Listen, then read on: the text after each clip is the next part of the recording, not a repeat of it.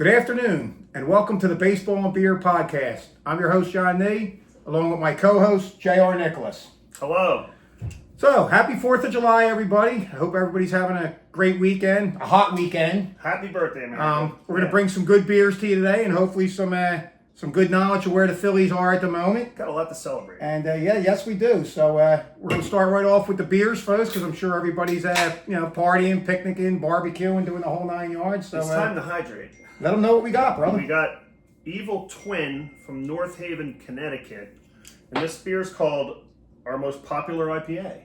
I like it. What a great name. What a great name. But I've had a couple cans. It's really good. I kind of was shopping for summer beer when we were rocking the summer beers earlier in the podcast, last couple podcasts.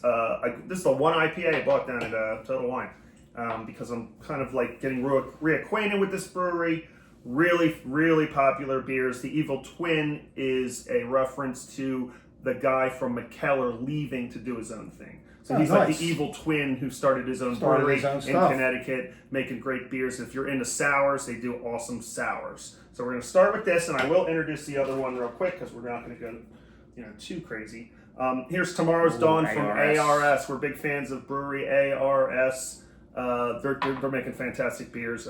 If you're ever down in South Philly, you're near the stadium, West Passyunk, take 20th down, make a right on Passyunk. It's right there on the left. Brewery ARS. Tomorrow's Dawn, Hazy India Pale Ale. I don't think I had that one yet. I picked it up because it was new. It was new, so I grabbed it. I tasted it. I liked it. I got the 4-pack. Ah, perfect. Here we are.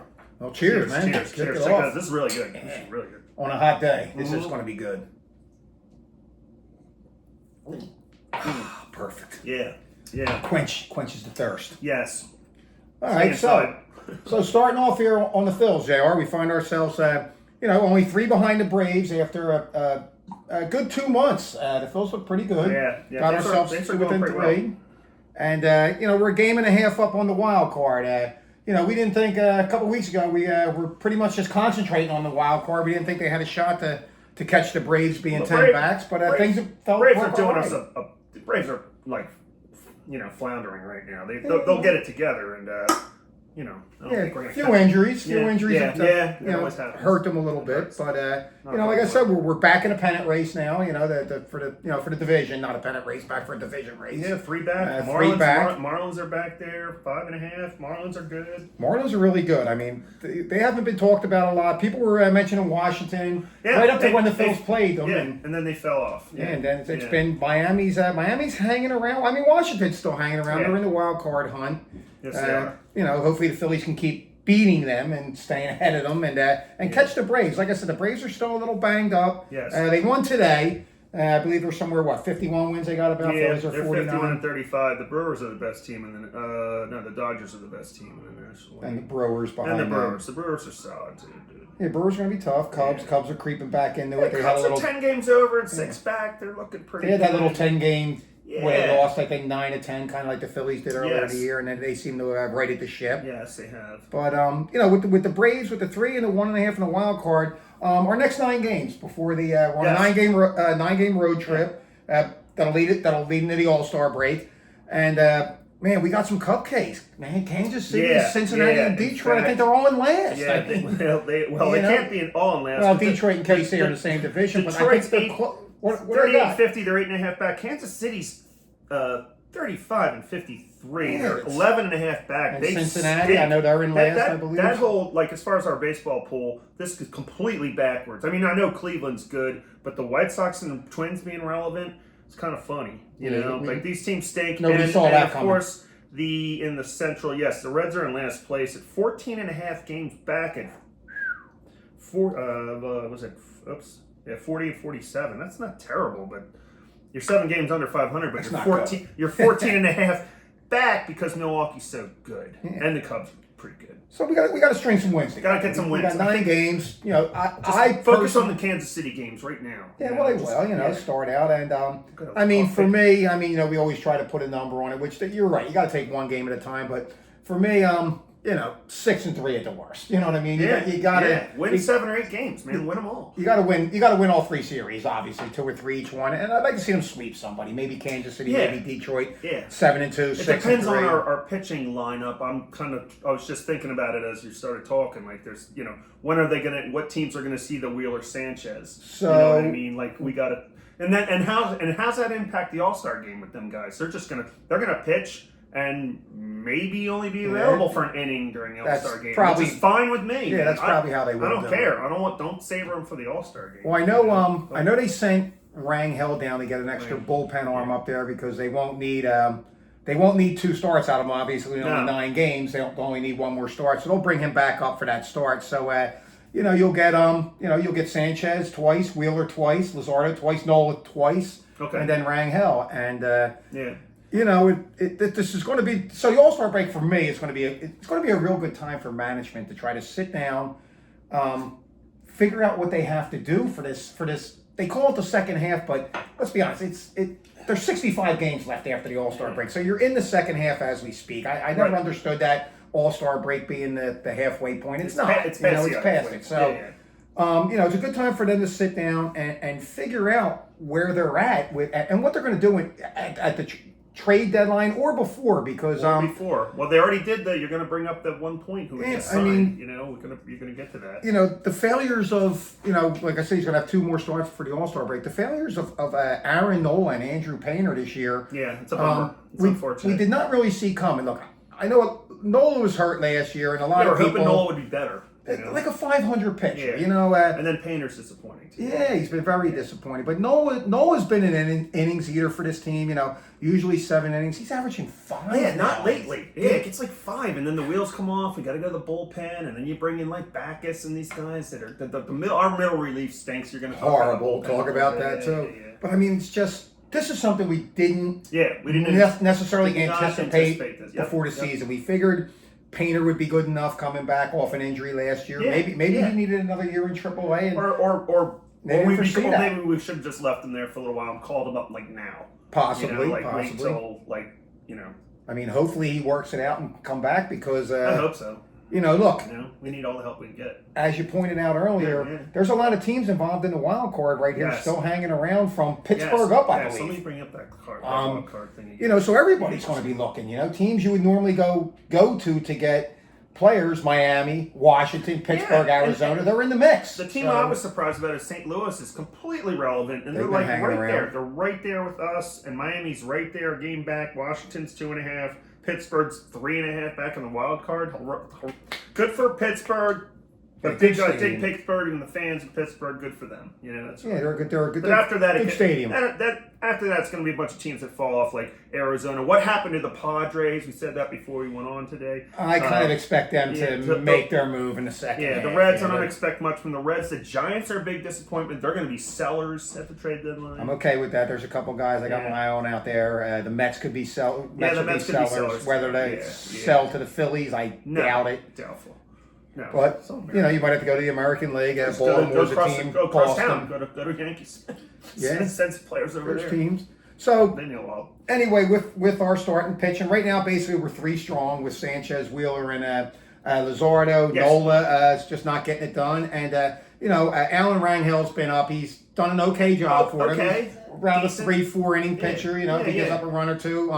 They sent him back down. A lot of people were upset, but the deal with that, folks, is they didn't need him this week. They decided to get an extra arm in the bullpen. He'll be called back up to make 1 more start. There's 9 games, and you have, like I said, 5 starters. That's 10 starts, so they didn't need him for a start. I assume it's Seth Johnson. So they sent him down. Probably Seth Johnson or Seth Johnson may came up, or it's probably Trevino. I think they brought Trevino up for him. My bad. If I remember right. Pitched inning too. Yeah. So a second spot we're looking at. The bullpen, another spot that was supposed to be a strong point, Alvarado and Banks. Alvarado's been awful. Banks was awful. He was sent down. He is going to be recalled. Banks is the guy they recalled. He's coming back up. Okay, that's it. Hopefully he's better. We really need these 2. Backus has not been good. He was an off-season signing, another lefty they brought in. The one guy who has been good down there, lefty folks, Tim Meza has done a good job, but I think the Phillies and management view him more as an early innings reliever. A guy comes in the 5th to 6th. And I only say that because we've seen him open for Rangel twice. Yeah. You know what I mean? So I don't know if they don't have. It's weird. If they don't. I always find those games a little funny. It is weird when they do that, but I think they look at Mesa more of a guy like he's going to be in that bullpen, but a back end of the bullpen. Yeah, Guy. he's Sixth, seventh, eighth guy out of the bullpen. So piece. not a guy you're going to put up against, like an Olsen in the playoffs in the eighth inning. So that's another spot that there's a need. There's a need now for that. I'm not holding my breath that Alvarado's going to turn it around at this point. His ERA's in the 6. I'm not really confident that Banks can come back and be a shutdown eighth inning guy. He may be okay. Well, if he's better than Alvarado, that's something. And to your point, Mesa's the guy to get, because I don't want to see Alvarado in late innings anymore. Like I don't want to see him in eighth inning. He'll walk a guy. He can be the kind of like one of the middle relievers to bridge to get to the right-handers that you're going to talk about. I don't want to see Alvarado in the eighth inning anymore. Well, the thing is, we all know he had the suspension last year. He wasn't good when he came back, and quite frankly, hasn't been good this year. He throws hard. He's just wild. He's always pitching behind. That's a big problem in the 7th or 8th inning of a one-run game. Pitching behind, walking people and stuff. It's like, I don't know. Disappointing. Very. We'll jump in. What do you got there? We're going to do the hazy. ARS beer a little bit again? Yeah. This is the home of Wayne's Pale Ale that we've featured before. We got a little Simcoe in there. We got a nice collection of hops here. This hazy. Really love this place. I can't talk enough about it. Really good people. My man Greg, the bartender, straight up guy. Good great guy. place. Great place. It's all right. I go to after Phillies. It is go to. Because I'm anti-Aramark. I'm not paying $18, $19 for beers. I'd rather just wait and go to this place just hearing that sounds funny. I'm not going to pay $18 for a beer. No. I'm paying $30 to park. I don't pay $18 for a freaking beer. Yeah. There's something about when I'm down at the game with my son. We go up, we grab 2 beers, and then it pops up. How much you want to leave for a tip? $3, $6, $8. A tip for what? But especially when you go and get it out of the door yourself. And sometimes, what exactly are they doing? I've done it. Restock I've left a tip for the ladies that are there, but $40 for 2 beers, folks. Like, come on, it's a little crazy, and outrageous. Usually me and the son, after doing our K-Lot thing with you guys and your sons and wives and all that, we'll do 3 beers in a game sometimes. As soon as we get in there around the 4th inning and then around the 7th. So you're talking $120 a night. I drank 3 beers. It's or 6 beers. I got a 6-pack for $120. I mean, Jesus Lord. Yeah. But anyway, spend some money at this game. It's crazy. But anyway, so back to that bullpen. So the right side of the bullpen. The right side has been okay. Karen's been okay. Yep. Keller has not come as advertised. I thought he was going to be the lights out shutdown guy like he was last year. Yeah. He's struggled. He's hurt. He's working his way back now. I do believe they'll be okay. Yes. I believe Karen and Keller can hold their own from the right side to pitch in the 7th or 8th. So, again, I think they'll be okay there, but we're probably looking for a lefty and a starting pitcher so far. And then finally, the albatross, the spot that's been with us for, it seems like the last 5 years, the right-handed bat in the outfield. For me, it's become like the 3rd spot now. It was the most important, but now it seems that you got to push that down the bottom. They need a starting pitcher and they need a left-handed pitcher. We never thought we were going to say that. I mean, we got to bridge that gap. Look, Sanchez, Wheeler, Luzardo, they're going to give you 6, 7 in the playoffs. If they give you 6, if it's a hot day and the other team's working to count, they only go 6. We need 2 innings to get to, 2 innings to get to Durant. To the Bullets. Okay? Yeah. We think we're good with Karen and Keller in, say, the 8th, or, you can't use them. You could use them in the 7th, 8th, get to Durant, but you got some lefties coming up. You need that lefty, and then we're going to need that 4th starter at some point in the playoffs. You know what I mean? And it can't be that, hey, Nola's going to go out there for 3 innings, then we're going to go to the bullpen. Yeah. We need a 4th starter. Nola, to me, right now, get that 4th starter. Nola slides into the 5th spot with Rangel. Rangel stays kind of in the bullpen and for that 5th start, I'd go with Nola. And first sign of trouble, 3rd inning, 4th inning, he 2 on, out, in comes Rangel. I'd let him go 2, 3, first sign of trouble from out. If they could just piece together from the 5 spot, 5, 6 innings out of them, I'd be okay with that. So we have to find that. We have to find that 4th spotter starter, 4th starter type, and a guy to keep an eye on tonight. Casey's starting pitcher, Michael Walker. 5 and 5. Yes. Veteran. 3-something ERA. That would be a guy I would probably target due to the lack of our talent in the minor league system would be the best way to put it. Yeah. And other teams are going to look at Waka too. And another guy, while we're in Kansas City, folks, an old familiar name. He's not having a good year out there, but I think a change of scenery would probably help. Matt Strom. If you could somehow grab Watkins, Strom, that would be the type of move I could see the Phillies where you're not giving up like a Gage Wood, your top prospect, an Aiden Miller. Okay. You're going to slide down to the Escobars, the Rinconeses, the Dante Norris. Stuff that you're okay parting with. Look. You got to win now. Yes. For me right now, nobody in that system should be untouchable. Mm-mm. Painter, Gage Wood included, if it's for the right player. We talked about this on an earlier podcast. All signs point to a lockout next year. Yeah. Which all signs point to this team being 2 years older in 2028. So for me, this has to be an all-in year. So if, let's say, they target a guy like Chapman, who is a free agent, who would be a rental. I don't want to give up an Aiden Miller, an Andrew Painter, or a Gage Wood for that. Right. No, I'd be okay with someone else. If you were able, and they threw this name around, and I don't see it happen, Boston is looking to dump money, folks. That's out there. Some people throw around Ranger coming back here. Ranger Suarez his name. For me, they didn't have the money to sign him, so I don't know what would change now. Possibly Castellanos being off the books next year, Walker being off the books next year, maybe frees up some money.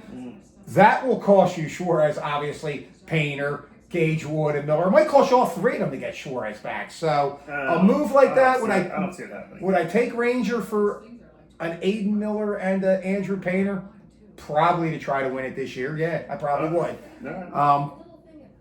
That would be a real kick in the ass, giving up a couple of your top prospects for a guy you could have just signed if you were willing to go into the next tax threshold. People are going to be pissed about that. Yeah, so you could have just signed him. I don't think that's going to happen.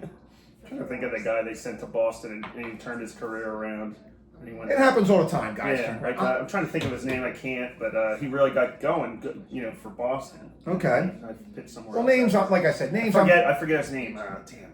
Shoot. It'll come to you. Yeah. Maybe before the end of the podcast. Names I've been throwing around. Like I said, I see the Phillies more in the tier of like I said, the Michael Wacha, maybe Matt Strom if he's available. Baltimore. Rogers, the left-handed side armor, pitched for the Mets last year, be a nice addition to the team. Ward, the outfielder, if they wanted to go to the outfield spot. Again, for me, that's my third choice now. Okay. I wanted first, and the reason is outfield guy, but you didn't talk about who they signed. Yeah, well, the reason I'm okay with making the outfield the third spot now.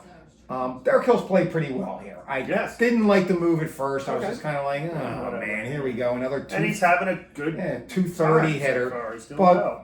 He's played well, so hey, it could be a Harrison Bader type of thing, change of scenery. Bader's available. Yeah, he's go get him again. Hill's playing well, so it could be. Look, Bader has bounced around from teams. He came to the Phillies, and I think he had a career 3 months for them. And I still say to this day, look, if Bader was healthy and Wheeler was healthy last year, I think they beat the Dodgers in that series. I really do. Because they were in that series. A lot of people can admit that. And it was a tough series to see the Phillies lose. But Bader, a hit here, a hit there, good defense. Wheeler winning the game, pitching could have made the difference. So I'm okay right now with Hill in right field. Rincones will probably get sent back down. He's having a little trouble, And so the Phillies signed Tommy Pham. Yes. Okay, he's a veteran. Yeah. He's been around. He's down in AAA now. That's a guy that could come up and help. Not an everyday player at this point of his career, but with Hill, I know they're both right-handed. They could switch sometimes. Yeah. Another name down in AAA we've been talking about from training camp. Yes. From spring training, and he's playing pretty well down there. Is Brian De La Cruz. He's another outfielder, another right-handed bat with a little power in his bat. He's been in the majors. He's hit 19 homers for the Marlins up here 1 year. He does have an opt-out in July, so the Phillies are going to have to make a decision with him soon. Yeah, you're right. So I could see a scenario where maybe we're looking at an outfield of Marsh, who's been fantastic, Crawford, who's holding their own, Hill, Tommy Pham comes up, and then you get into the point where, all right, look, do we want to hold on to De La Cruz, a fifth outfield bat, or do you want to keep two catchers? Do you want to have Stubbs and Marsh in here? For a while. We came to the conclusion we need both them guys on the bench because of with JT being a little older. To him and stuff. Yeah, but if they feel they're going to lose one of them if they send them down, somebody would take a Stubbs, somebody would take a Marchand, even though most people here every day on sports radio and on different pages we're on, they just continue to bash Marchand and Stubbs. I get it, hitting 150, 200, they're better. They're not big hitters. They're good defensive catchers, but JT's a little older, and they have no depth in the minor leagues. So them guys get sent down. They're available to anybody, and somebody would pick up a veteran player like that, stash them in their minor leagues until they need them. So I don't know what's going to happen with David Cruz there. They could bring him up. I think if they bring up Pham and Hill's up. If they bring up Pham, they're probably just going to go with some kind of a platoon there between.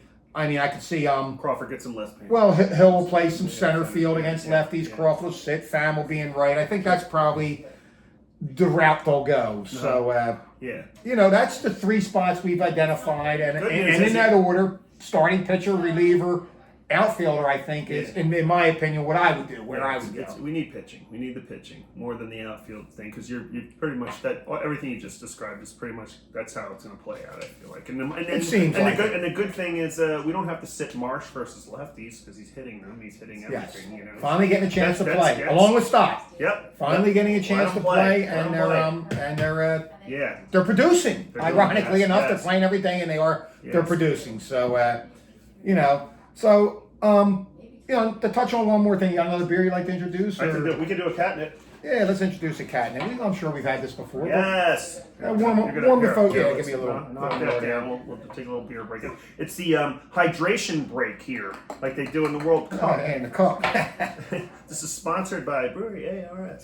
Let them know where we're at. Here are the Hipster Catnip, the Cabra, favorite in breweries. Brewing. Just had lunch there the other day. Really great place, obviously. I'm a big burger. Fan. What did I have? No, I had the chicken sandwich. Okay. It was really good, and tried some new beers. Did a flight actually. When there's like several new beers, I tend to buy a flight. Do like little 4-ounce tasters of them. Had a strawberry kiwi sour. Oof. I like it a lot. I could actually drink more than a taster of it, but here's the Catnip. Catnip's the bomb. This is the OG. And the sours don't agree with me. That's all. I know you like them. Oh, I like them. I could dabble. Not a big fan. It's all good. We'll knock this down as we're wrapping it up here. Yeah. So again, like Gage Wood and Miller, that's going to be their two, and Payne are going to be their top bargaining chips if they choose to do it. I'd like to see them drop down more to the Escobar, Nori, Rincones type of area. Maybe a couple guys in AAA like Reyes who showed a little pop in the minors. Yeah. Maybe a team would give him a shot. I know a lot of people get upset when you talk about dealing these top prospects, but let's be honest here. Prospects, or just that, they're prospects, and the Phillies have a pretty good history of overhyping their prospects, if you would. Yeah, well, the Scott Kingerys of the world, the Sixto Sanchez's, Moniak. Moniak's turned his career on a little bit in Colorado. Maybe a little bit of that has to do with the light air out there hitting, but good for him. But good play. Look, folks, the way I look at this, and even with their current roster right now, folks, this team is built through free agency. Schwarber, Harper, Real Muto through a trade, Turner, free agency, Marsh through a trade. There's not too many homegrown players on this team. Stott, Baum, Crawford. We need to work on that next few years. Yeah. Well, people talk about depleting their minor leagues. Right. Their minor leagues are depleted already. So again, with like I said, the incoming lockout, which looks like it's probably going to happen, they're way apart with the salary cap thing that the players union and the owners aren't having it. Look, this team, folks, they got guys signed here. Okay, Harper signed for years, Turner signed for years, Schwarber's locked up for years, Sanchez is locked up, Luzardo's locked up. Any prospect that they have to deal. Look, I understand everybody wants Aiden Miller to replace Baum. Sometimes you might want to watch what you wish for. I know people get down on Baum.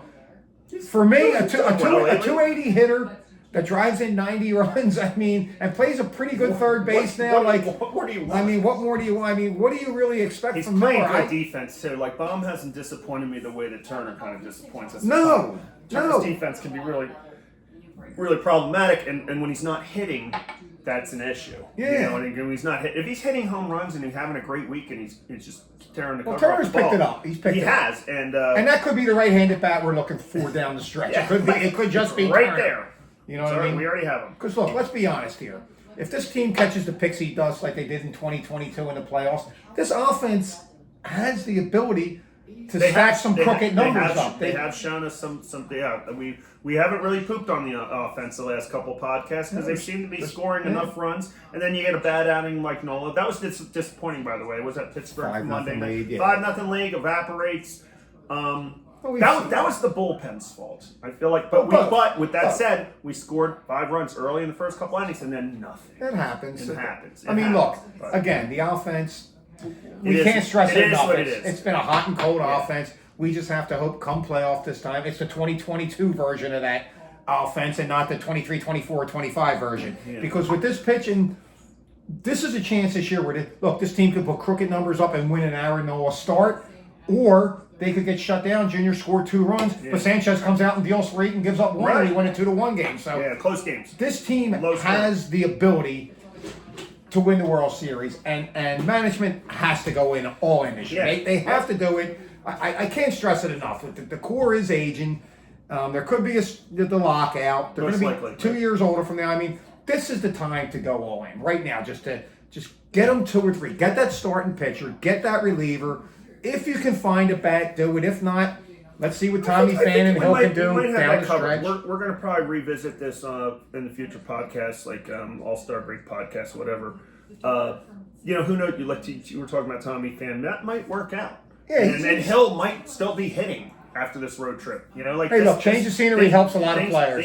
Things could just go well without us having to do anything regarding the right-hand bat situation. It's possible. And I'm thinking the left-handed reliever for sure, and unfortunately trying to get a fifth starter, fill that fifth starter. We need a starter. I mean, I hear a lot of people saying, again, like I said. But you know what? Everybody does. And you're going to see that. So, that same problem. I mean, I've had people approach me and ask me about, Gage Wood, he's in Double-A now, maybe he comes up like a morning place from in September. Folks. No, he does not. Gage Wood has 15 starts, last I looked at Double-A. He has 50 innings pitched. So basically, they don't pitch more than like 3 innings. He's averaging a little over 3 innings a game. Worse than Nola. So for me, unless they really start cutting this kid loose and work him up to 6 innings over his next 10 starts in the minors, I wouldn't count on him coming up. And quite frankly, I'm not looking to rush him the way they did Painter. Aiden Miller was being rushed this year in camp, to put some pressure on Baum, maybe, I don't know. Yeah, that was the plan. He really hasn't. He had a nice year at Double-A Reading, where a big misconception with people too, folks. A lot of people think you can't make the jump from Double-A to the pros. A lot of people, he hasn't played no time in AAA. Only once in a while a player does that. Basically, if you look at AAA, what you see a lot down there. AAA is for the Garrett Stubbs, the Marchands, the guys that bounce back and forth. It's for a guy like this, Zach Wheeler, that needs a rehab. Most of the player development is being done in Double-A. That's where you cut your teeth, you make your thing. They'll send you to AAA to play for a little bit, just to, you went to AAA, this and that. But the talent is in Double-A. That's where it's at. So a guy like Aiden Miller and Painter and them guys producing in Double-A is good enough to make that jump. Should they play a little bit in AAA? Yeah, I guess, because you get to play against a couple guys that were pro players, bouncing back and forth between the minors. You're almost there. But you can make that jump. So, for me, I wouldn't expect Gage Wood this year. I really wouldn't. They're not building his arm up enough. I mean, maybe have a bullpen role if they're thinking that, or an opener, 3 innings and they go to the bullpen. I don't know. It'd probably be easier just to make a trade. So. Going forward, folks, the All-Star game first, 65 games to go, after that. Yes. And this road trip. And then in August, we have the trade deadline. And to be honest, we need Dave Dombrowski to be the Dave Dombrowski from like the Tigers and Red Sox. Go get something. Let's do something this year, Dave. This has to be his best offseason yet. Last year was pretty decent with Bader and Durant. This has to be better. It has to be better. Right. And if not, we're going to go in there with what we got. Is it good enough to win right now? Could they win with this current roster? My gut tells me not with the bullpen. The bullpen would let them down if Wheeler, Sanchez, and Luzardo do not pitch a 7-inning game. If they go 7, yes, they can get by with Keller or Kikerin in the 8th. If they get knocked down after 6, the team's taking pitchers, which would be my approach against these guys. Look, we got to get them out and let's get to the bullpen. Take some, the good at bats, and you see good at bats in the playoffs. I mean, let's be honest here. So I expect 6 innings from them guys, and we need 3 from the bullpen. So Dombrowski, you're on the clock for me. Get the job done. Yeah, man. So that's pretty much all we have here tonight, folks. Have a great 4th of July. Yeah, happy 4th of July. Enjoy the rest of the weekend. Hopefully the heat breaks a little bit tomorrow. I believe it's supposed to. You know what? I'm fine staying indoors in this heat. Yeah, and between the World Cup soccer and all these baseball games that we're going to 9 games in a row, I'm going to be watching a lot of TV. Well, we're gonna stay inside tonight and watch the Phils Royals and knock down 10, 12, 15 see how more France beers is tonight. doing. France is and go from there. Well, that's all we got, folks. Yeah. Again, have a great weekend, and we'll be back after the All-Star break. Yeah. Cheers. Cheers, folks.